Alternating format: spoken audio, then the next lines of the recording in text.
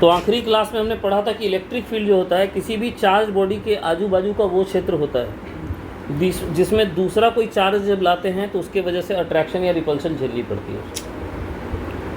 Electric field का extension infinity तक रहता है क्योंकि इलेक्ट्रोस्टैटिक फोर्स जीरो होने के लिए कोई इनफाइनाइट डिस्टेंस पे जाना पड़ेगा। इलेक्ट्रिक फील्ड इंटेंसिटी क्या है? देखिए, इलेक्ट्रिक फील्ड इंटेंसिटी वो वेक्टर है जिसके थ्रू आप किसी भी पॉइंट पे ये बता सकते हैं कि फील्ड कितना स्ट्रांग है।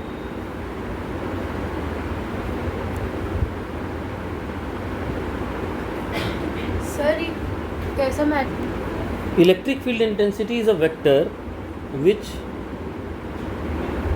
determines नहीं, which gives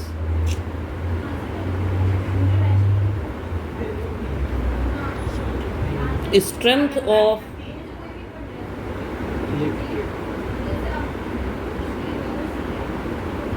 at a point,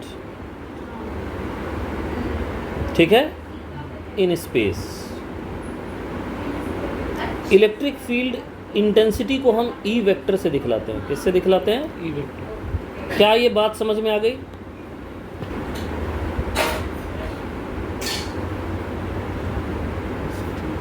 clear है? अब इसकी डेफिनेशन क्या होती है फील्ड इंटेंसिटी, ये समझिए। तो आपको जिस भी पॉइंट पे फील्ड नापना है वहां आप एक टेस्ट चार्ज ले जाएं। तो इसके लिए आपको ये समझना होगा कि टेस्ट चार्ज क्या बला है। What is a test charge? तो आपको बता दूं what is a test charge? Any idea? Test charge जो होता है उसमें दो क्वालिटीज़ होनी चाहिए। पहला, it should be a point charge, and दूसरा, it should be a positive charge. यानी कुल मिला के एक पॉजिटिव पॉइंट चार्ज को हम क्या कह सकते हैं? टेस्ट चार्ज कह सकते हैं। क्या क्या क्वालिटीज होनी चाहिए उसमें? एक तो पॉइंट चार्ज होना चाहिए और दूसरा क्या होना चाहिए? Positive charge. ठीक है, अब आइए मैं आपको इंटेंसिटी की परिभाषा बताता हूं। ठीक है,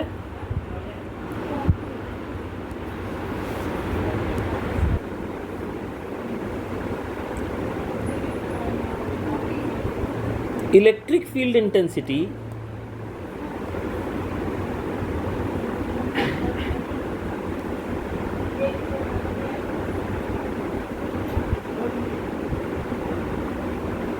एट एनी पॉइंट, अरे तुम लोग को भी तो लिखना है ना।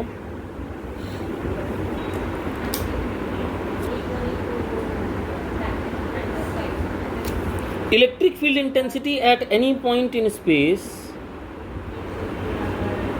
Is defined as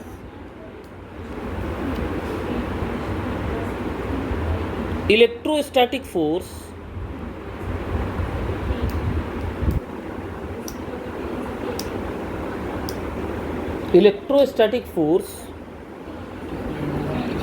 acting on a, क्या लिखा है यहाँ पे?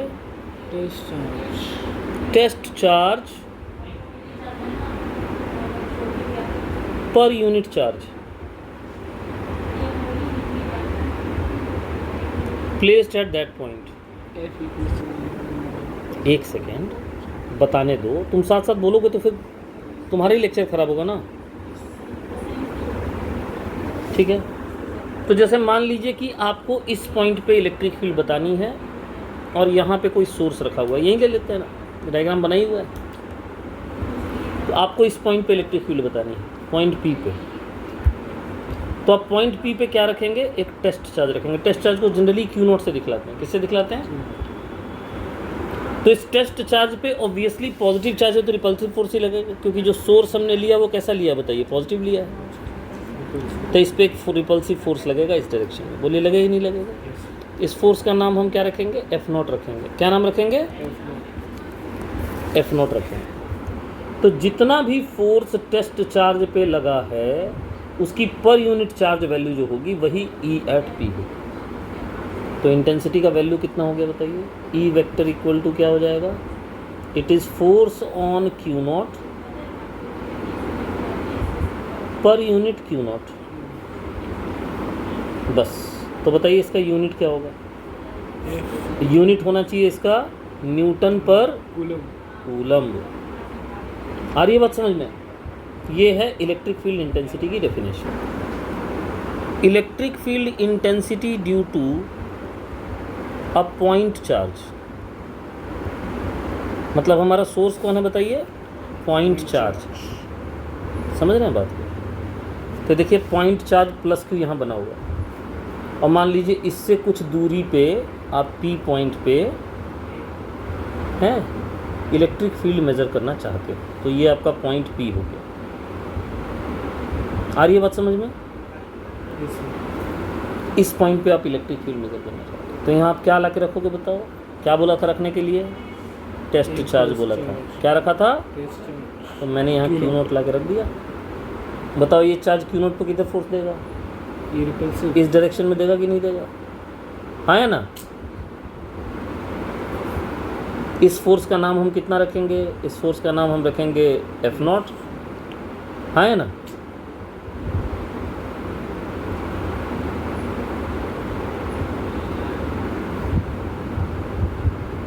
ठीक है। अब ये जो फोर्स लग रहा है इसको पर यूनिट चार्ज लिखना है, तभी आपका फील्ड निकलेगा।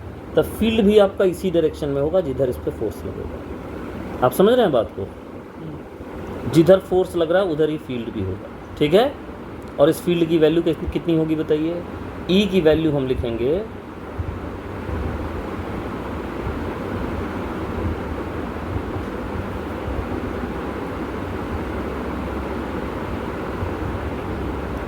F not per unit Q not.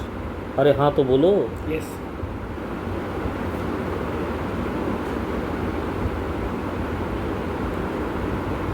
यही नहीं, खाली मैग्नीट्यूड में ही नहीं, डायरेक्शन में भी। जिधर एफ नॉट लग रहा होगा उधर ही फील्ड का डायरेक्शन है। बोली समझ में आ गया? यस। तो एज शोन इन फिगर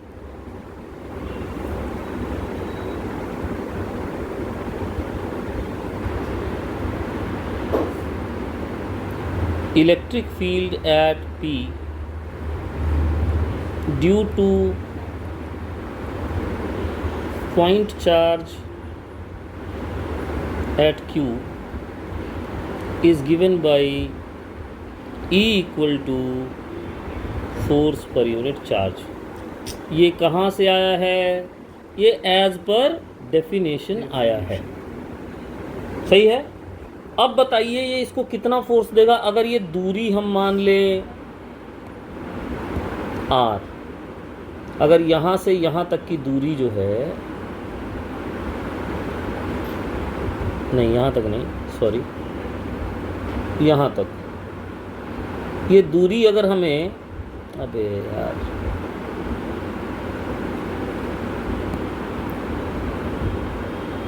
हाँ अब ठीक है, ये दूरी अगर हमें r दी हुई है, ठीक है, तो बताइए हमारा फोर्स का वैल्यू कितना होगा? जल्दी बताइए। फोर्स का वैल्यू हो जाएगा हमारा Q naught by R square, और इसको हम डिवाइड किससे करने वाले हैं भाई साहब? क्यू नॉट से। और इसकी दिशा किधर होगी? अब देखिए आर का डिस्टेंस तो ऐसे दिखा है, लेकिन आर का जो वेक्टर होता है वो किधर होता है? हमेशा रेडियली आउटवर्ड होता है। ठीक है। तो अगर r को वेक्टर के फॉर्म में बनाएंगे तो ये ऐसा नहीं दिखेगा, फिर तो आपको इसको, हाँ फिर तो आपको रेडियली आउटवर्ड बनाना पड़ेगा ना, ऐसे बनाना पड़ेगा। आ रही बात समझ में? तो ये क्या r वेक्टर की ही दिशा में नहीं है? सही है। तो हम इसको डायरेक्शन देने के लिए यहाँ क्या करेंगे? r कैप मल्टीप्लाई करेंगे, ये केवल डायरेक्शन देने के लिए। तो हमारा फील्ड का एक्सप्रेशन क्या गया जल्दी से बताइए आप? क्यू नोट तो कट जाएगा, क्या मिलेगा बताइए? K Q divided by R square with R cap. ठीक। आप यहाँ आर कैप भी लिख सकते हैं और आप यहाँ पे एफ नॉट कैप भी लिख सकते हैं, क्योंकि जो एफ की डायरेक्शन है वही फील्ड की डायरेक्शन भी है, जो एफ की डायरेक्शन है वही फील्ड की डायरेक्शन भी है। तो ये देखिए ये आपका फील्ड वेक्टर हो गया। बोलिए समझ में आया? ठीक है। उन पे ध्यान आकर्षित करवाना चाहता हूँ आपको। पहली बात तो ये है कि जो फील्ड का एक्सप्रेशन है ये केवल किस पे डिपेंड कर रहा है बताइए? Depends only on source charge. देखिए बहुत खास बात बता रहा हूँ आपको।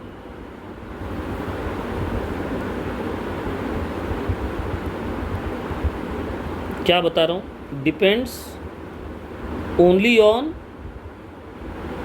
सोर्स चार्ज,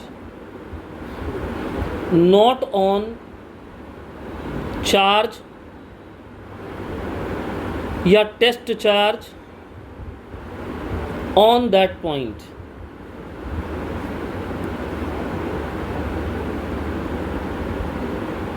जिस पॉइंट पे आप फील्ड निकाल रहे हो उस पर कितना टेस्ट चार्ज रखा हो उससे मतलब नहीं है, उस टेस्ट चार्ज से तो आपने डिवाइड कर दिया। आ रही है बात समझ में? दूसरी खास बात, ये जो फील्ड है ये इनवर्सली प्रोपोर्शनल है आर स्क्वायर के। तो दूर जाइएगा तो क्या होता जाएगा बताइए, आर स्क्वायर टाइम्स कम होता जाएगा। ठीक है, तो अगर इन्हीं को ध्यान में रखते हुए हम इनकी ग्राफ बनाएं, बहुत घटिया डायग्राम बनाया है।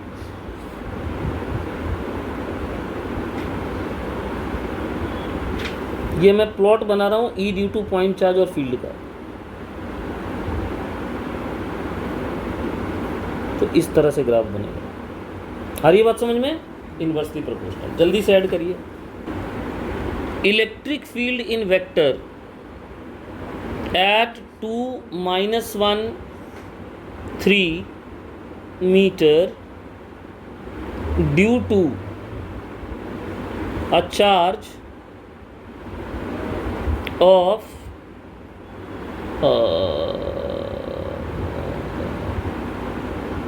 27 microcoulomb placed at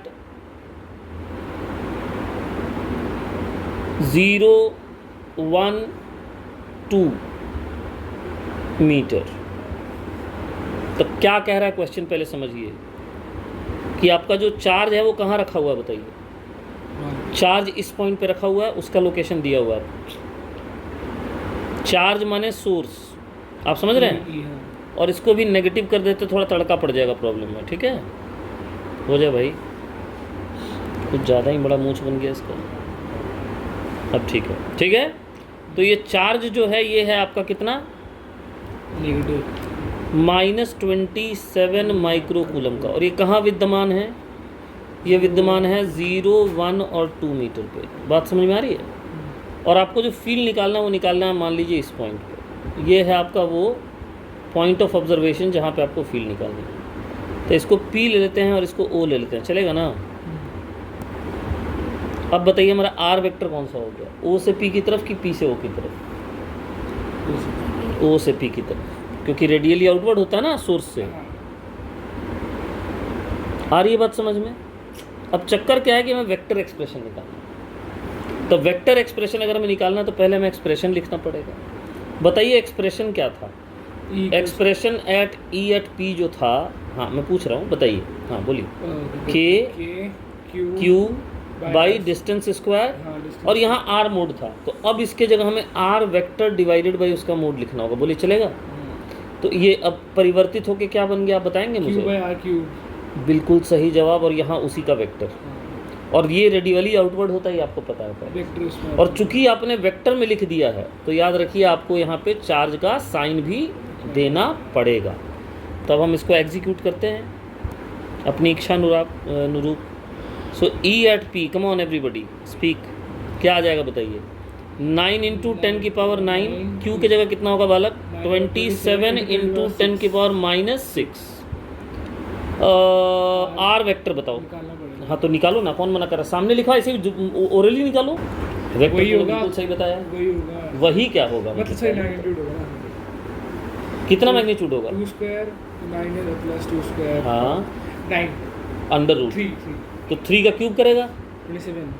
सही है? जी, तो देख कट गया। अंकल ने पहले सोच लिया था इसलिए ऐसा डाटा दिया था। तो अब ये कट गया, तो अब क्या आ गया बता तेरा ई एट पी, जल्दी बोल। 9 × 10⁻³ 3 9 × 10⁻³ -3 क्यों होगा? 3 होगा और 2i - 2j प्लस के हमारा ये फाइनल वेक्टर एक्सप्रेशन आंसर है। बोलो समझ में आया कि नहीं? आ गया समझ में? क्वेश्चन नोट किया जाए। डिस्टेंस इफ़ नहीं, डिस्टेंस की जरूरत नहीं है। इफ़ ई ए का मतलब है, सुनिए ना, is field at A and E B का मतलब है, फील्ड एट बी। बोलचाल की भाषा में इंटेंसिटी को फील्ड ही कहते हैं, समझ गए। तो ई ए जो होगा वह डैश टाइम्स होगा ई बी के। 4 ऑप्शन दे रहा हूँ, सही उत्तर आप बताने की चेष्टा करिएगा। क्या करिएगा? चेष्टा, प्रयास। Option 1 2/3, option B -2/3, option C 3/2। बताओ ऑप्शन 4 क्या? एग्जैक्टली। चलो करके दिखाओ, कोशिश करो, चलो कोशिश तो करो, फिर देखेंगे नहीं बनेगा तो। अरे तो दोनों पे निकालोगे, डिस्टेंस तो सेम ही रहेगा ना, तो कट ही जाएगा रेशियो लोगे तो। चलो कोशिश करो, जरा जल्दी से कोशिश करो। हाँ, कोई भी चार्ज खुद के लोकेशन पे फील्ड नहीं दे सकता हैं। क्या बोला मैंने? Field due to a point charge at its own location is undefined। Sense ही नहीं बनता। जब वो खुद उस पॉइंट पे बैठा हुआ तो टेस्ट चार्ज कहाँ रखिएगा? ठीक है, और बिना टेस्ट चार्ज रखे आप फील्ड नाप नहीं सकते। आ रही है बात समझ में? तो एक बहुत इंपॉर्टेंट पॉइंट है। तो अगर आपको ए पॉइंट पे यहाँ फील्ड लेना है तो ए के ऊपर कितना चार्ज रखा हो उससे कोई मतलब ही नहीं है, उसको छोड़ दीजिएगा। तो बी वाला उसके लिए सोर्स बनेगा। बहुत हिंट दे दिया मैंने, अब बना के दिख। चूंकि बी पे ए पे जब आप फील्ड निकाल रहे हो, मेरी बात समझो जरा, ए पे जब आप फील्ड निकाल रहे हो तो सोर्स कौन बन जाएगा? बी बन जाएगा। बी कैसा चार्ज है? नेगेटिव चार्ज है। कितना चार्ज है बी के ऊपर? -3 माइक्रो कूलम। डिस्टेंस को क्या मान लेंगे? आर मान लेंगे। तो ए पे जो फील्ड की वैल्यू आएगी वो हम क्या लिख सकते हैं? वो हम लिख सकते हैं भाई इधर, पहली बात। दूसरी के इंटू चार्ज का मैग्नीट्यूड 3 माइक्रो कूलम, हाँ या ना, डिवाइडेड बाई आर स्क्वायर।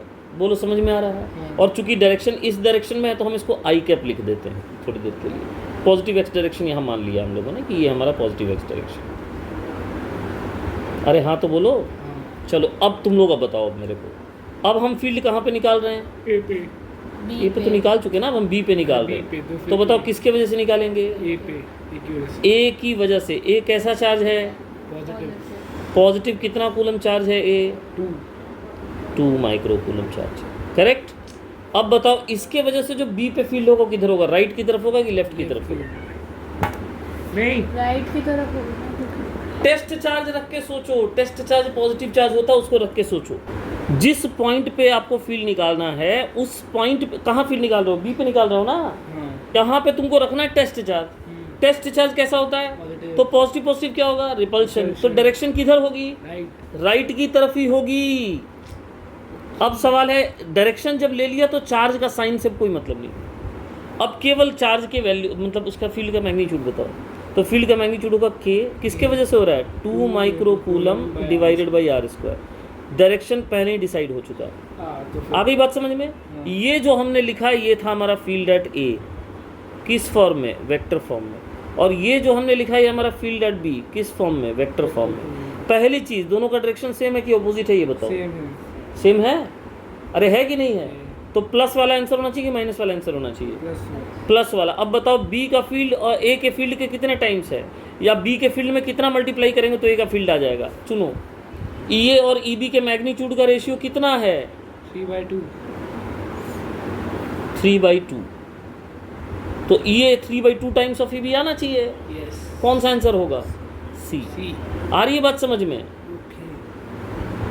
अरे आ रही है समझ में?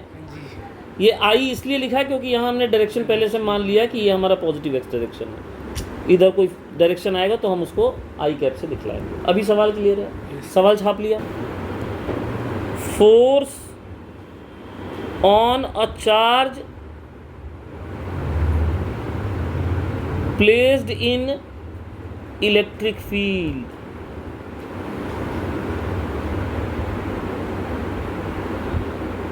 तो जैसे मान लीजिए कि यहाँ पे कोई इलेक्ट्रिक फील्ड है, ये एरो जो है वो इलेक्ट्रिक फील्ड की डायरेक्शन बताते हैं, समझ रहे हैं बात आप?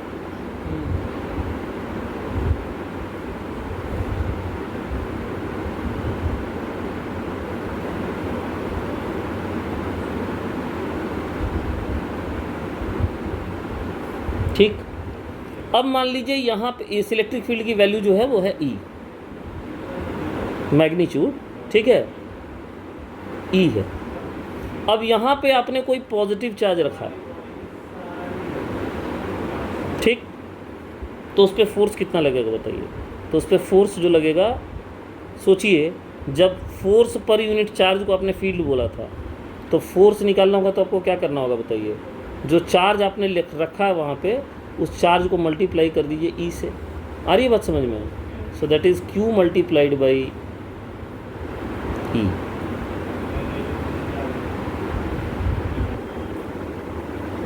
और वो भी वेक्टर में, वो भी किस में?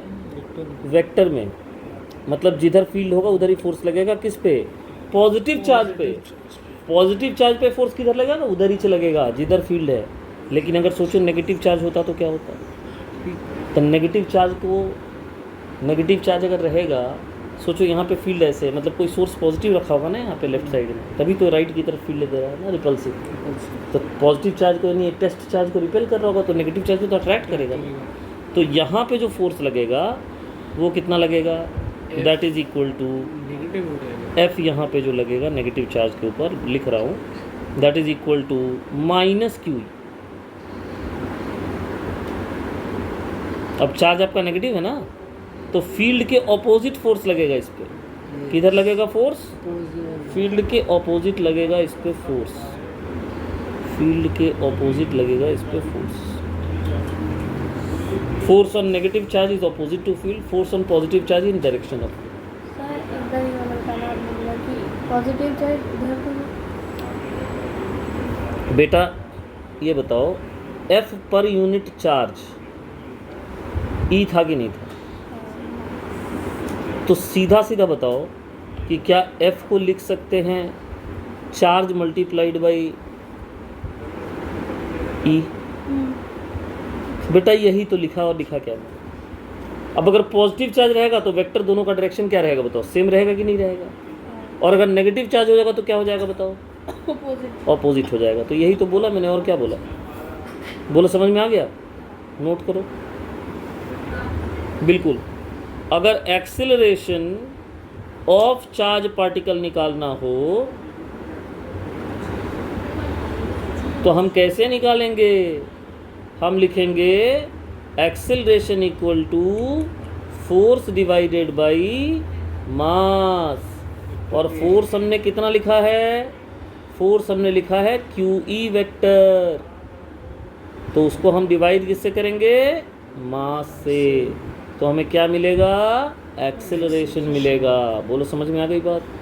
ये एक्सेलरेशन जिधर फील्ड है उधर ही होगा अगर पॉजिटिव चार्ज है, और ये एक्सेलरेशन ऑपोजिट टू फील्ड होगा अगर कैसा चार्ज है?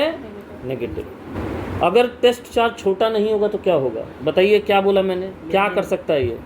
सर आपने बोला कि जो छोटा नहीं होगा तो वो उसको it can displace the source charge,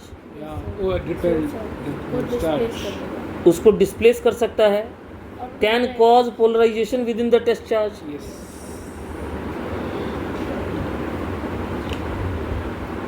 और अगर छोटा होगा तो वो सोर्स चार्ज उसको रिपेल करके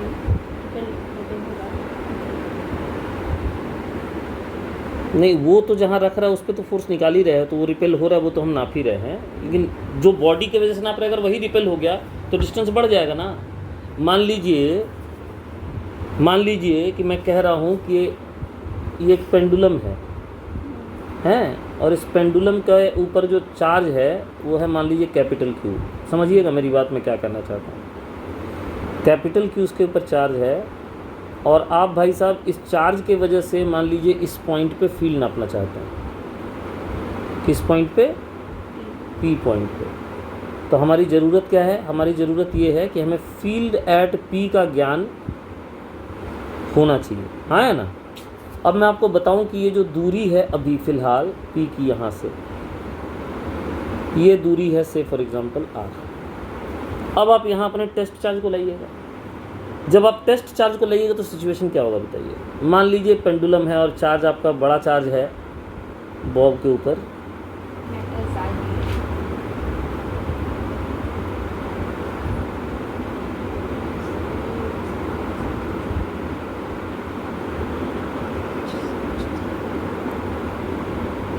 अब बताइए जब आप टेस्ट चार्ज सामने लेंगे तो ये r डिस्टेंस सेम रहेगा, प्लस कैपिटल Q से और P पॉइंट के बीच में डिस्टेंस जो r बनाया था वो सेम रहेगा कि बढ़ जाएगा? बताइए क्या होगा? बढ़ जाएगा। r डैश की वैल्यू क्या हो जाएगी?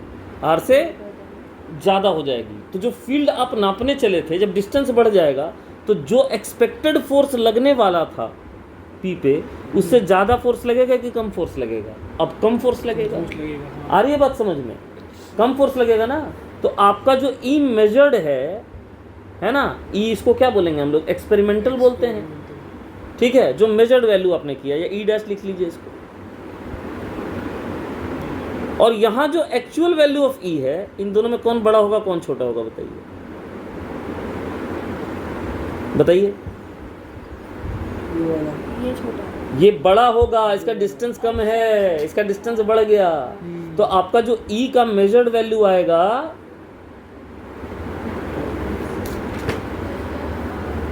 यानी E डैश वो छोटा आ जाएगा ओरिजिनल फील्ड से। इसलिए टेस्ट चार्ज सोर्स चार्ज को इन्फ्लुएंस नहीं करना चाहिए, इसलिए टेस्ट चार्ज को स्मॉल होना चाहिए। ये देखिए electric field due to system of charges,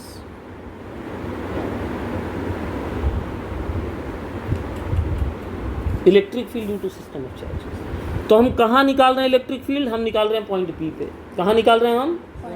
कौन कौन देने वाला है? Q1 Q2 Q3 Q4 सब देने वाले, सबके फील्ड को जोड़ दीजिए, सीधा फॉर्मूला। E resultant